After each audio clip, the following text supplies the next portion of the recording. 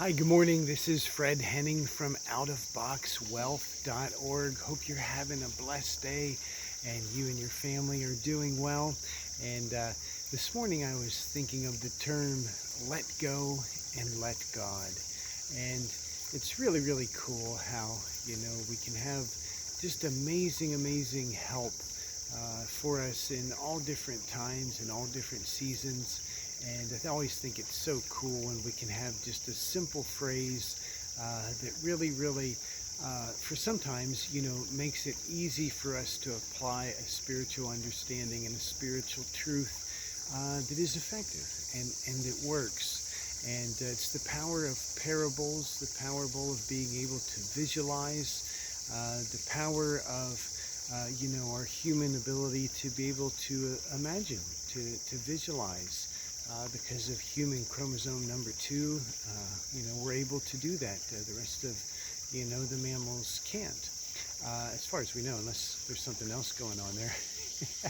But none of them have told us that they can. But anyway, the understanding of let go and let God, it's really powerful because a lot of times we can get into almost a ritualistic habit, and we can sometimes fall into the mindset like Einstein said.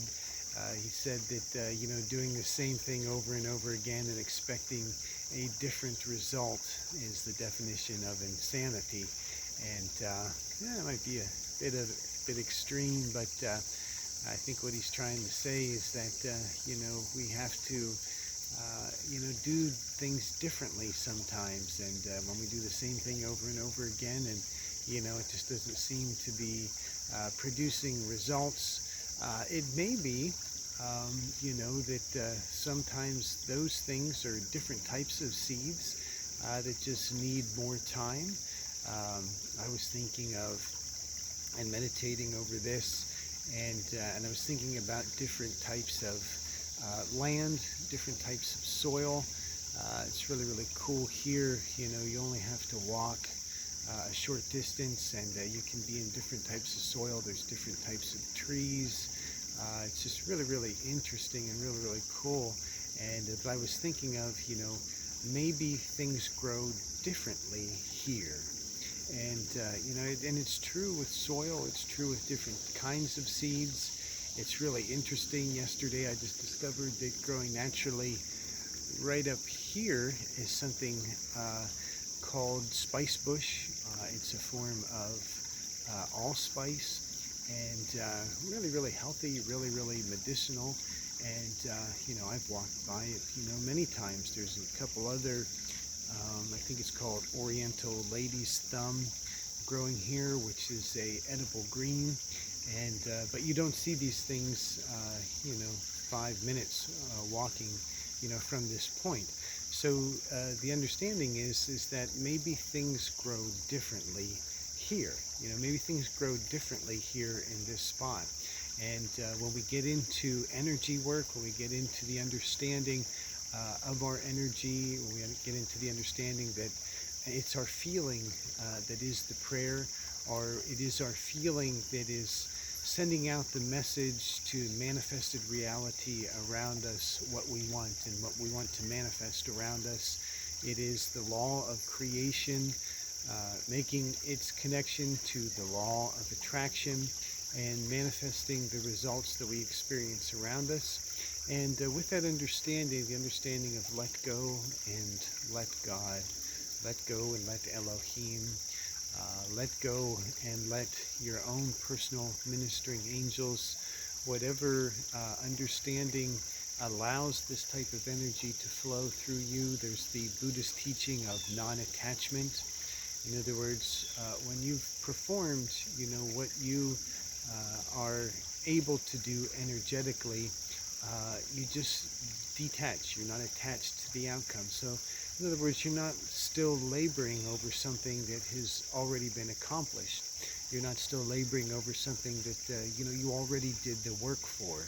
And what can happen is that we can get stuck in ritualistic patterns, where we think that, just by simply doing something ritualistically, it's going to cause a result for us. And, I know in my own life I discovered that, some of the ritualistic things that I were doing were simply, do I want to say waste of time? Not really, but I want to say that the work has already been accomplished. It's out there. I sent the message. Now just let it come back on its own. And it's really, really interesting. At least it is for me, when I practice that type of spirituality, the seed sowing spirituality while the earth remains, seed time, harvest is very, very old scripture, and we see that it's still working. Seeds are still working. There's just an amazing growth of all type of life through the power of the seed. And so what happens is that when we do plant the seed, and we know that planting the seed is our energetic work, we can not be so driven, or we can be free from the feeling of striving, or feeling like we have to continue, almost like planting the same seed over and over and over again. But there's different seeds.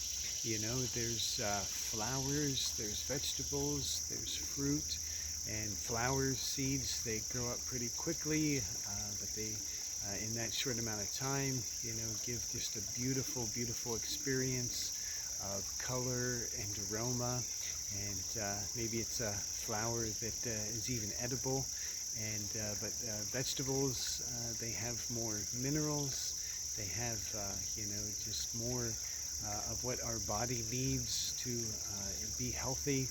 More chlorophyll, just a lot of mineral profiles that you can only get from minerals, or that you can only get from plants.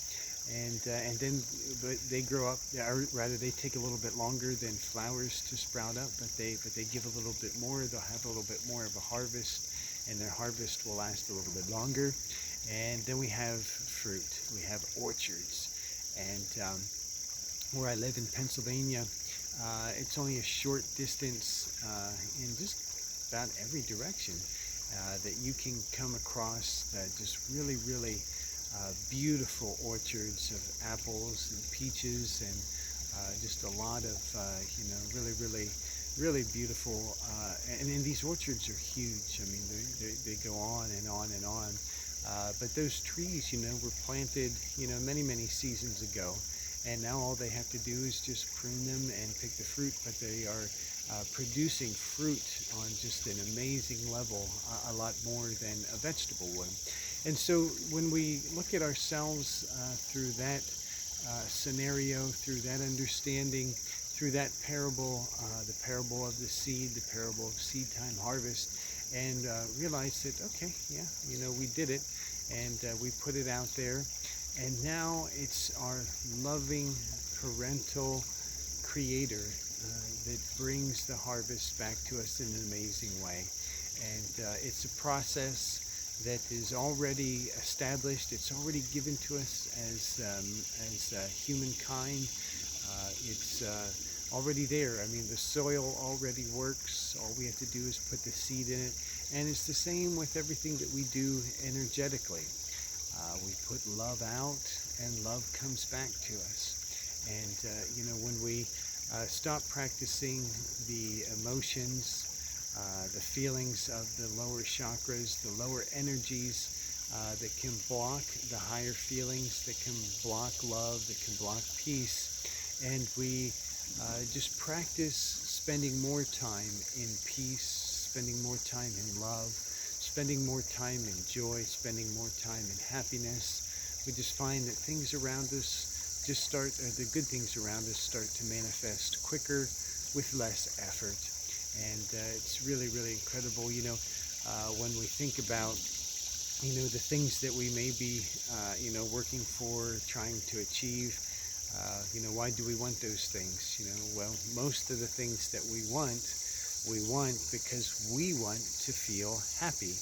And we think that if we have those things, that those things are going to make us happy, or that experience is going to make us happy, or that environment is going to make us happy, or that food is going to make us happy. So if we're putting out all this energy to just simply make ourselves happy, we can avoid, all of the hard work, or all the I don't want to say waste of time, but we can certainly apply our time elsewhere if we just simply be happy now. Because if happiness is what we want, and if happiness is what we think we're going to get, through all of these different things, well, if we're happy now, hey, we already have what we want. And it's really, really powerful. Having what we want creates the feeling of gratitude, and gratitude is so powerful. Just about every energetic teacher, everybody out there that's teaching the law of attraction and manifestation right now is, just strongly encouraging people to just feel the feeling of gratitude, because that's what amplifies our ability to attract, what it is that we want, but we truly want to manifest in our lives. And so it's a really, really, just wonderful process to discover how simple our existence can be here, how simple our life can be, and how we can, just realize that a lot of the suffering, a lot of the heaviness, a lot of the uneasiness, a lot of the fear, a lot of the anxiety that we are experiencing is simply just an idea. It's just a mindset. And when we look at it and we go to the root and we find out, where it started and what the understanding is, or the misunderstanding is, that created it in the first place, we're like, oh wow, that was just a thought anyway. It's just a thought. And of course, a belief is a thought that we keep on thinking, but we want our beliefs to support us. We want our beliefs to energize us in a positive way. We want our beliefs to manifest good things around us: happiness, peace, love, goodness, kindness, joy, well-being, every sort of peaceful experience that we can experience and that we can share with those around us. And it really is, just recently heard that it really is easy if we just simply do good and do good to others. We'll have the experience that we want to experience in this lifetime, in this walk, in this personal quest and path that we are on right now. So it's just such a blessing to be able to find just simple solutions to simple practices that we can experience and that we can share, and that we can have what it is that we truly want. We can experience the happiness. And the really cool thing about energetic work and the law of attraction, the law of creation, manifestation, all of the energetic practices that we can practice when we know that the feeling is the prayer, and we can feel the feeling first. We can send that feeling out to the environment around us and allow it to produce what it is that we want. So we can let go, and we can let the God force of creation create the environment, the lifestyle, the experience that we truly want to experience. And when you talk to people, and when you have the experience with people, I'm sure we all can recognize that all we all truly want is to be happy and to live a good life. And that is universally held by people around the world. And so anything that opposes that is simply a thought that the collective consciousness really doesn't desire and really doesn't want. So as we are aware of that, and as we identify that, I believe we will remove it and have just a new wonderful experience, heaven on earth, restoring our planet back to the original Eden situation, back to the original garden paradise that I believe that it was, and that it has the programming It has all of the resources that it needs to return back. All it needs is our collective cooperation, and I believe that is what we all want. So I hope you're having a blessed day, and everything is well with you and your family. For more information or to contact me, just visit my website, www.outofboxwealth.org. Love, peace, blessing, shalom, genothi seyutan to you and your family. Namaste.